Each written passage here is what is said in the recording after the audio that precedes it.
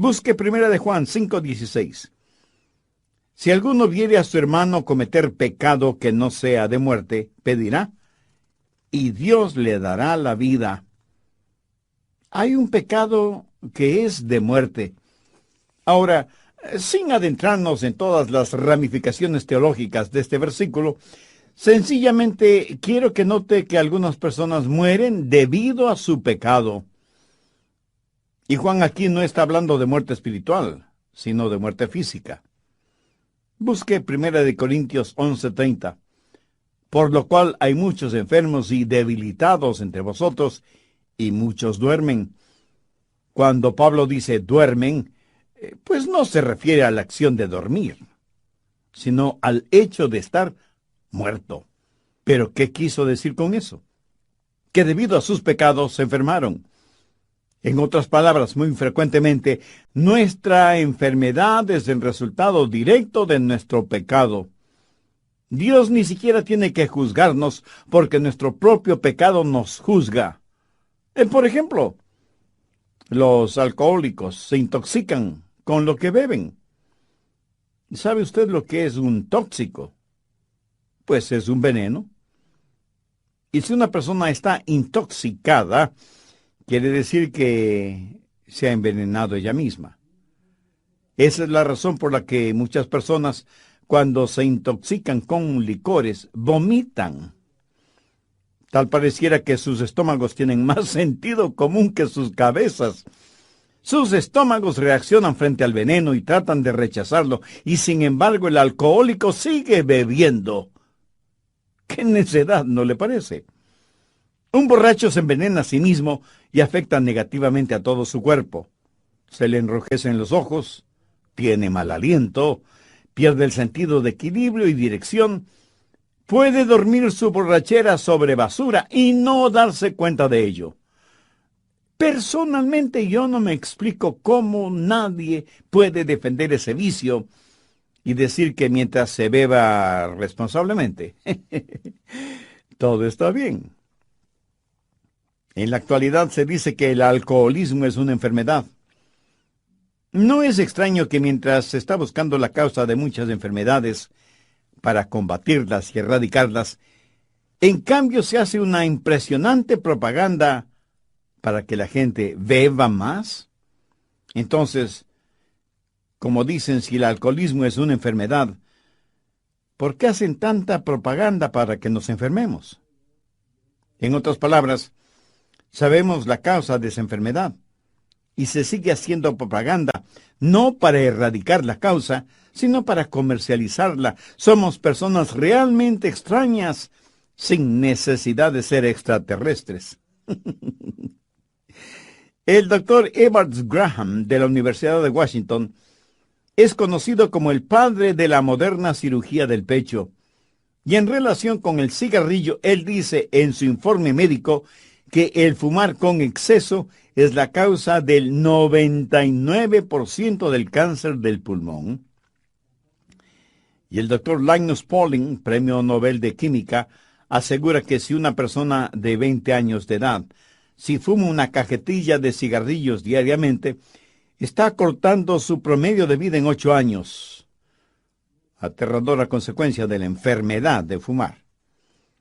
Ahora, quienes hicieron estas declaraciones no son ni pastores, ni predicadores, ni sacerdotes o líderes religiosos. Son científicos investigadores que hablan de los resultados de sus investigaciones.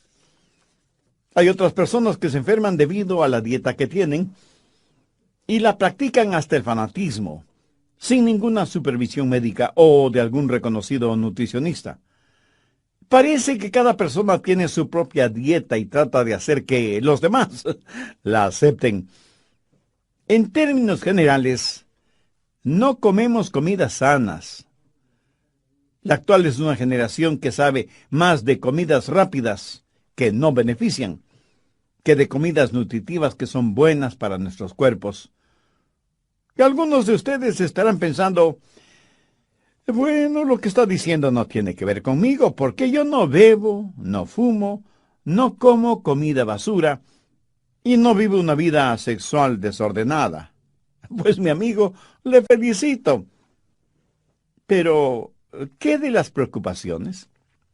¿No sabe que la preocupación hará en usted físicamente lo mismo que la arena hace en una maquinaria? En la actualidad hay muchas formas de distracciones, con bebidas incluidas, que le harán daño físicamente, lo mismo que las preocupaciones. No digo que siempre, pero muchas veces nuestra enfermedad no es más que el resultado directo de nuestro pecado. ¿Sabía que otras veces la enfermedad puede ser causada por Satanás? Vamos al libro de Job, capítulo 2, verso 7. Entonces salió Satanás de la presencia de Jehová e hirió a Job con una sarna maligna. ¿Quién atacó a Job con esa enfermedad? Satanás. Y en el Nuevo Testamento, en el libro de los Hechos, capítulo 10 y verso 38, leemos que Jesús anduvo haciendo bienes y sanando a todos los oprimidos por el diablo. Satanás hirió con una sarna a Job y tuvo muchos hombres y mujeres bajo su opresión física. La opresión satánica se tradujo en enfermedades físicas. Así que algunos están enfermos debido a su pecado y otros están enfermos debido a Satanás. Ahora escúcheme atentamente. Algunos están enfermos porque Dios permite esa enfermedad con un propósito especial. No es que Satanás lo hace, o sea el resultado de algún pecado en particular. En la Biblia muchos de los santos de Dios padecieron enfermedades, y el ejemplo clásico es el del apóstol Pablo. Busque 2 Corintios 12, verso 7, en donde Pablo declara: y para que la grandeza de las revelaciones no me exaltase desmedidamente, me fue dado un aguijón en mi carne, un mensajero de Satanás para que me abofetee, para que no me enaltezca sobremanera, respecto a lo cual 3 veces he rogado al Señor que lo quite de mí, y me ha dicho: bástate mi gracia, porque mi poder se perfecciona en la debilidad. Por tanto, de buena gana me gloriaré más en mis debilidades, para que repose sobre mí el poder de Cristo. Muchos estudiosos de las Escrituras creen que el aguijón en la carne que menciona Pablo seguramente era una enfermedad en los ojos, porque el apóstol, escribiendo a los Gálatas, les dijo: porque os doy testimonio de que si hubieseis podido, os hubierais sacado a vuestros propios ojos para dármelos. ¿Por qué Pablo no fue sanado de su enfermedad? ¿Es que acaso su fe era débil? No lo creo. A lo mejor Pablo estaba fuera de la voluntad de Dios. De ninguna manera. Dios tenía un plan específico y sobresaliente para Pablo. Por un momento quiero que veamos 2 Timoteo 4:20. Aquí Pablo menciona Trófimo, que estaba sumamente enfermo. Y el apóstol dice: Erasto se quedó en Corinto, y a Trófimo dejé en Mileto, enfermo. Pablo, el apóstol, tenía poder para realizar milagros de sanidad. ¿Piensa que Pablo dejó a Trófimo enfermo en Mileto porque no le importaba o porque la enfermedad de su compañero le era indiferente? De ninguna manera. Sencillamente la voluntad de Dios no era el sanar a Trófimo. Por eso Pablo lo dejó enfermo en Mileto. Veamos ahora 1 Timoteo 5:23. Este es un consejo que Pablo le da a su hijo espiritual Timoteo. Y le dice: ya no bebas agua, sino que usa un poco de vino por causa de tu estómago y de tus frecuentes enfermedades. Timoteo era un hijo de Dios, un predicador del Evangelio y un gran siervo e hijo espiritual de Pablo. Sin embargo, Pablo no tuvo el poder para milagrosamente sanarle. Lo único que pudo hacer el apóstol fue recomendarle que ya no bebiera agua por obvias razones de contaminación y que más bien tomara un poco de vino. El agua en Israel y en la Tierra Santa, en general, tiene un alto contenido alcalínico, no muy recomendable para la buena digestión. Pablo no le está diciendo a Timoteo que se vuelva un borracho, sino que tome un poco de vino para sus enfermedades estomacales. En el Antiguo Testamento, veamos Segunda de Reyes 13, verso 14. Estaba Eliseo enfermo de la enfermedad de que murió. ¿Cómo murió Eliseo, quien tuvo una doble porción del espíritu que moraba en Elías? Murió porque ya no tenía comunión con Dios, y por eso se enfermó. ¿Qué había hecho de malo? Al estudiar la Biblia descubrirá que Eliseo estaba en comunión con Dios y que aún estando en su lecho enfermo, hizo una de las más extraordinarias profecías bíblicas, y no hay ninguna indicación de que Eliseo estuvo enfermo debido a su pecado. Frecuentemente Dios tiene un propósito increíble cuando permite alguna enfermedad a sus santos. ¿Cuáles son esos propósitos de Dios en la vida de sus hijos por medio de la enfermedad? Segundo, para que experimentemos la gracia de Dios. Dios le dijo a Pablo: bástate mi gracia, porque mi poder se perfecciona en la debilidad. Tercero, el poder viene por medio del sufrimiento y la enfermedad.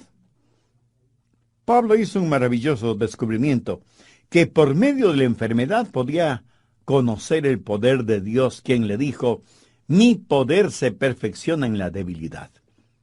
En otras palabras, Dios le dijo: Pablo, cuando estés lo suficientemente débil como para depender totalmente de mí, tendrás más poder del que nunca tuviste estando sano.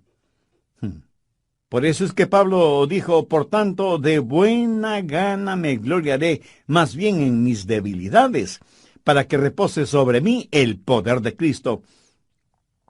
Y la frase "para que repose sobre mí el poder de Cristo" es muy significativa. Quiere decir literalmente extender el tabernáculo de Dios.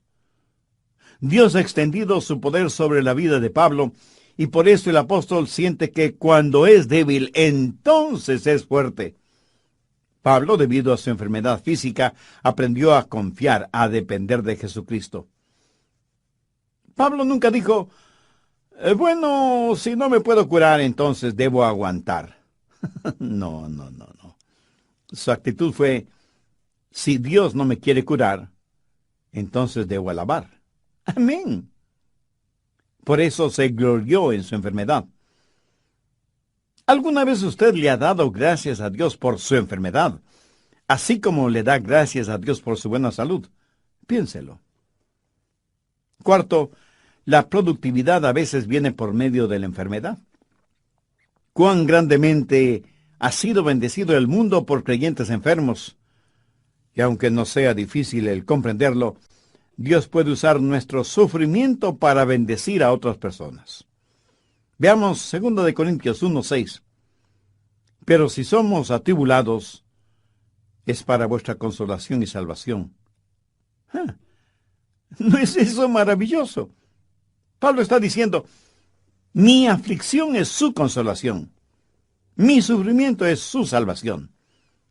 El resto del verso 6 dice: la cual se opera en el sufrir las mismas aflicciones que nosotros también padecemos. Recuerda que a Pablo Dios le dijo lo mucho que debía sufrir por amor de su nombre. La productividad a veces viene por medio de la enfermedad. Busque Juan 15, verso 2. Todo pámpano que en mí no lleva fruto lo quitaré, y todo aquel que lleva fruto lo limpiaré, para que lleve más fruto. Aquí la palabra limpiar significa podar. Cortar aquello que podría ser un estorbo en el crecimiento y desarrollo de los racimos. Y aunque es una operación dolorosa, es necesaria. ¿Necesita usted esa operación espiritual? No sabe por qué tiene la enfermedad que tiene. Pero aún mucho más importante que esto es: ¿cuál es su relación con Dios? ¿Quién es y qué representa Cristo en su vida? Si usted tiene dudas respondiendo esas preguntas, entonces usted necesita hacer una decisión espiritual ahora mismo. Un hombre estaba visitando un huerto de manzanas y vio un árbol tan cargado de manzanas que las ramas tenían que ser apuntaladas, y le preguntó al cuidador de la huerta acerca de la productividad de ese árbol. Y el hombre le contestó: Señor, usted no lo va a creer, pero este era uno de los árboles menos productivos en la huerta, por lo que tuve que tomar medidas drásticas. Con un hacha hice una profunda incisión en el tronco del árbol, y desde entonces este árbol ha dado más manzanas que ningún otro árbol del huerto. Aprendí que cuando un árbol no tiene más que ramas y hojas, pero no da ningún fruto, la herida que le hice en el tronco sirvió para despertar a este árbol, para que diera fruto. Interesante, ¿no le parece? Quinto, la pureza llega por medio del sufrimiento y la enfermedad. Veamos 1 de Pedro 5:10. Mas el Dios de toda gracia, que nos llamó a su gloria eterna en Jesucristo, después que hayáis padecido un poco tiempo, Él mismo os perfeccione, afirme, fortalezca y establezca. ¿Alguna vez ha pensado que a lo mejor sus sufrimientos son para su perfección, para su fortalecimiento, para su crecimiento espiritual? Por eso es que Pedro está diciendo lo que dijo. Mire lo que Job dijo: mas él conoce mi camino, me probará y saldré como oro. En otras palabras, Job dijo: este sufrimiento es como un crisol, en donde serán quemadas todas las impurezas. Y en el Salmo 119:67, David dijo: antes que fuera yo humillado, descarriado andaba, mas ahora guardo tu palabra. 1 de Corintios 1, verso 27. Sino que lo necio del mundo escogió Dios para avergonzar a los sabios, y lo débil del mundo escogió Dios para avergonzar a lo fuerte. De paso, permítame decir que la palabra débil en este contexto no quiere decir débil de carácter o sin fuerza física. Más bien significa estar enfermo. ¿Por qué Dios escoge a la gente enferma? La respuesta está en el verso 29.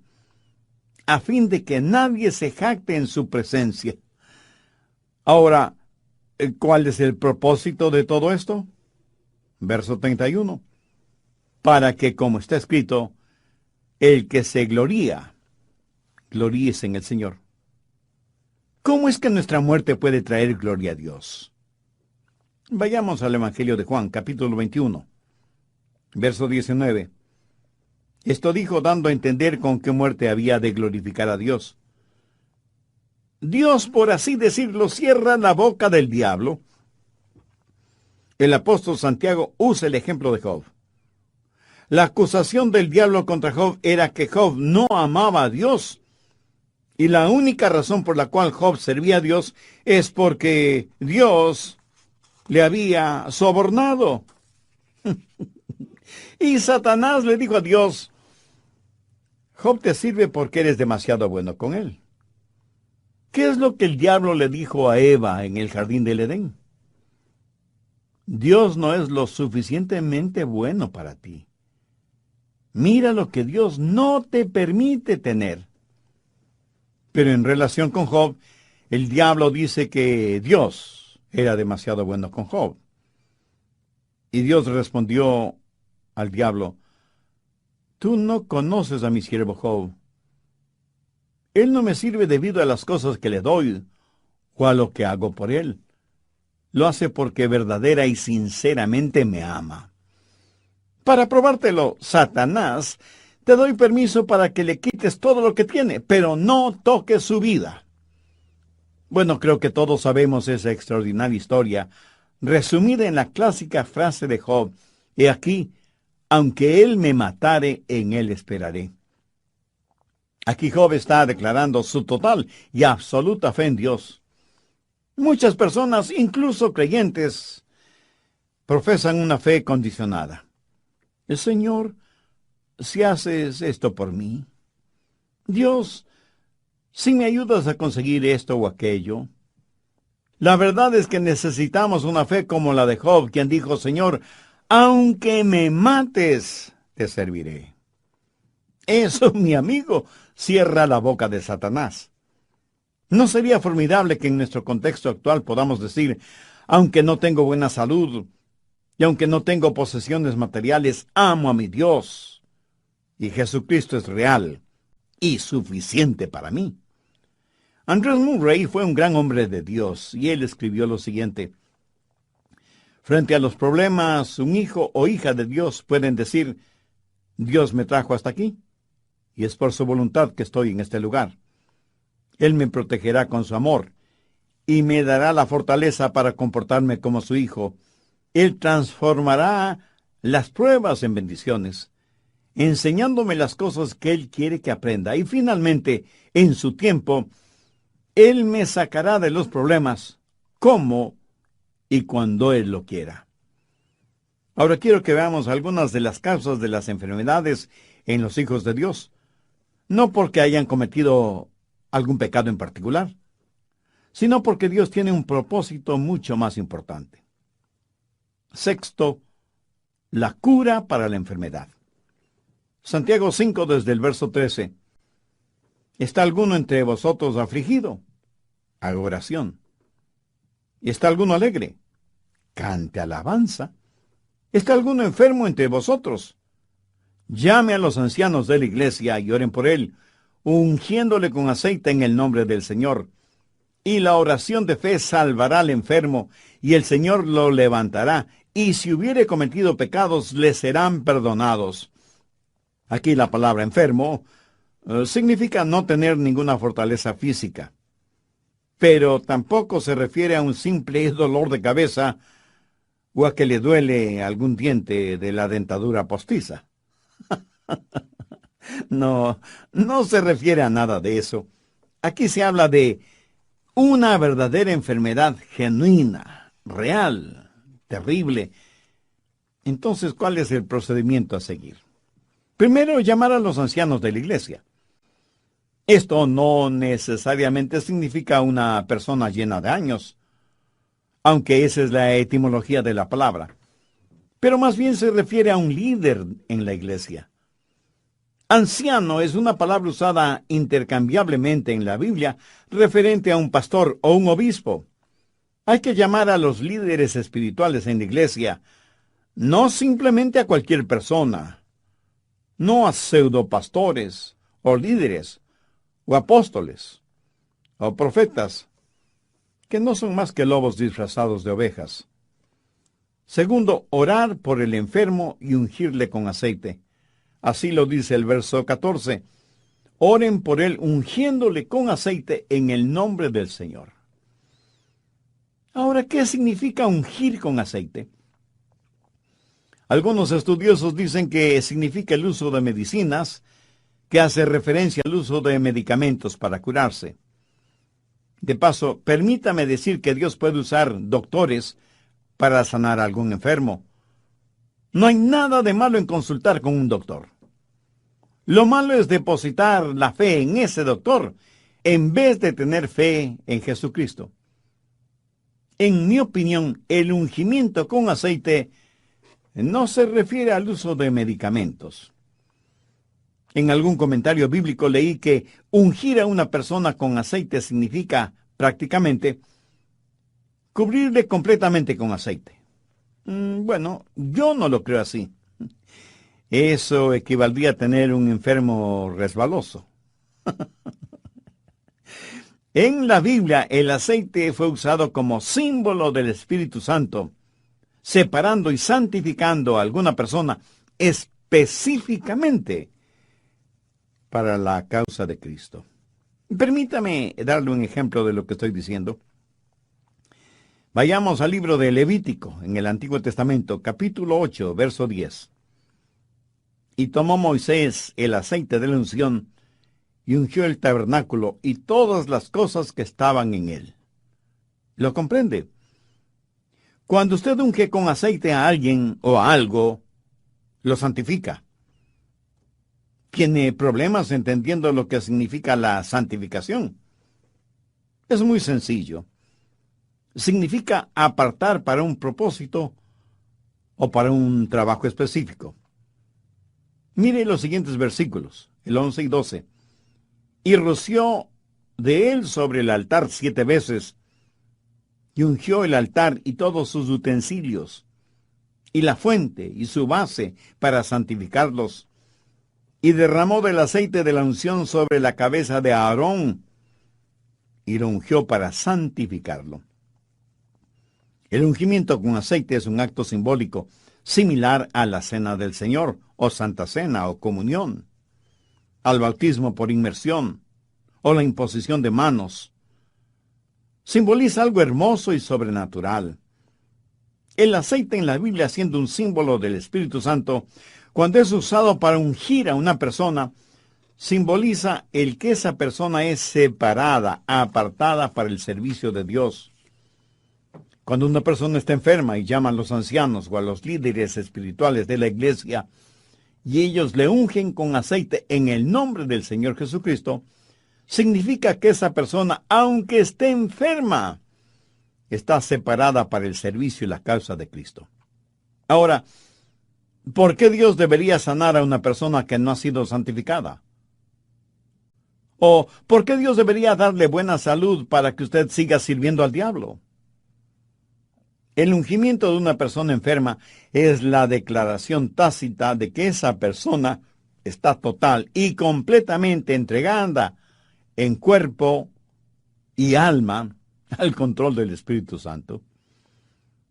Conozco a cientos de personas que han testificado y traído muchas almas al conocimiento de Cristo como Salvador personal, estando enfermas y en cama. O sea que, estando enfermas, hicieron más de lo que nunca hicieron estando sanas. Nuevamente, veamos Santiago 5, versos 13 y 14. ¿Está alguno afligido entre vosotros? Haga oración. ¿Está alguno alegre? Cante alabanza. ¿Está alguno enfermo entre vosotros? Llaman los ancianos de la iglesia y oren por él, ungiéndole con aceite en el nombre del Señor. ¿Notó eso? Son los ancianos los que oran por la persona enferma. Y tenga en cuenta que esto no es orar con la persona enferma, sino orar por la persona enferma. Los ancianos están ahí para orar, para descubrir y para hacer la voluntad de Dios. La oración que llega al cielo es la oración que comienza en el cielo. No oramos por la primera cosa que se nos viene a la cabeza. Necesitamos conocer la voluntad de Dios. Primera de Juan 5:14 dice, y esta es la confianza que tenemos en Él, que si pedimos alguna cosa conforme a su voluntad, Él nos oye. Oramos por la persona enferma para determinar la voluntad de Dios. Así que primero oramos y luego la ungimos con aceite en el nombre del Señor. ¿Y cuál es el resultado? La oración de fe salvará al enfermo. Si la voluntad de Dios es sanar a ese enfermo, Dios nos dará a nosotros la fe para orar. Ahora escúcheme atentamente, porque hay muchas personas que asisten a esas fuertemente hipnotizantes y emocionantes reuniones de sanación y milagros.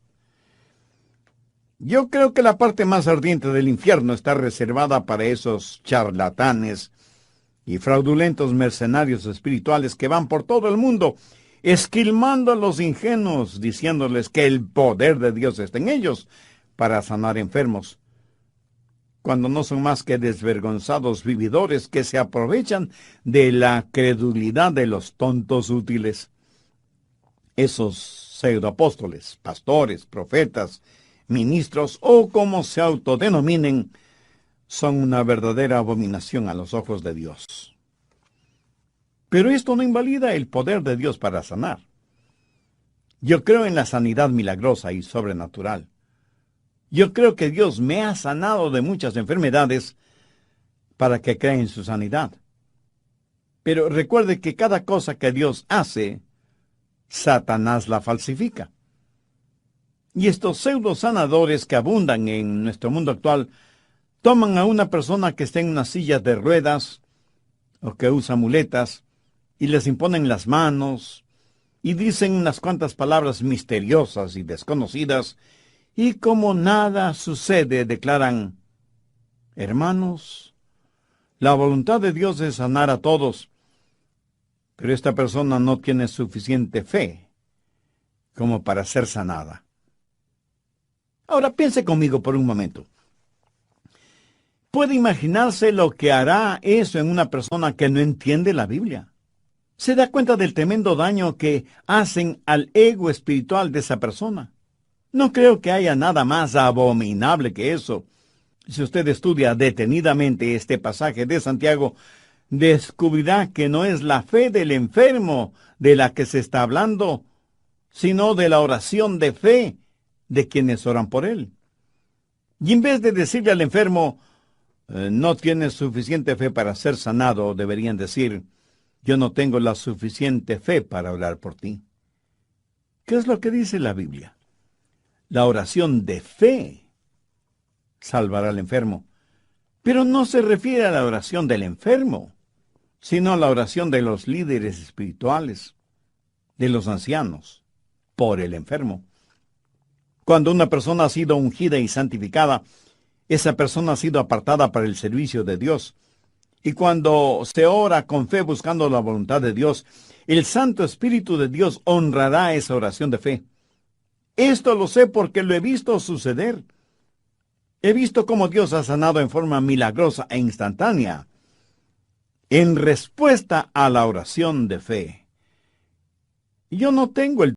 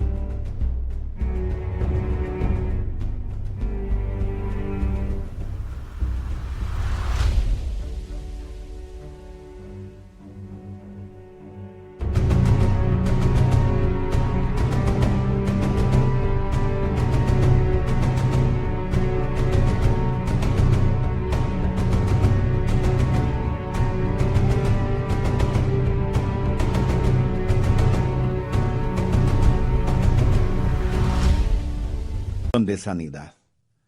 No lo tengo ni lo busco, porque ese no es mi llamado. Pero esto no quiere decir que no ore por los enfermos. Y he visto cómo Dios ha sanado, no a todos, pero a muchos de ellos. Y he dado la honra y la gloria a Dios, que es el único que puede sanar enfermos, si esa es su voluntad. Si no lo es, no hay ningún hombre o mujer sobre esta tierra que pueda sanar a ningún enfermo, aunque diga que lo hace en el nombre de Jesús. Al respecto, busque Mateo 7, versos 22 y 23. Muchos me dirán en aquel día, Señor, Señor.